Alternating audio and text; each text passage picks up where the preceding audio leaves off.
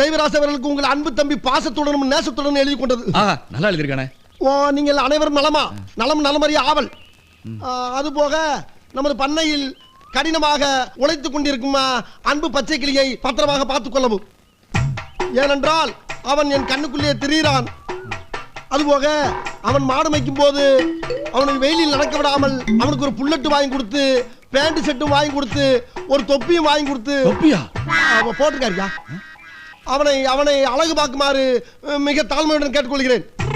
அதுபோக அவனை கயிற்று கட்டில் போட்டு வெளியில் படுக்க விடாமல் ஒரு பஞ்சுமத்தை வாங்கி கொடுத்து அவனுக்கு ரூம்பு போட்டு ஏசி போட்டு தருமாறு கேட்டுக்கொள்கிறேன்.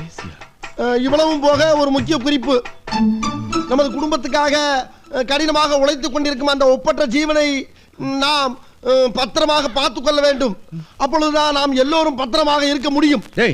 மொத்தமா 4 வரி தான் இருக்கு. 4 வரி தான், ஆனா கூட்டத்தில் எழுதியிருக்காரு அவரு.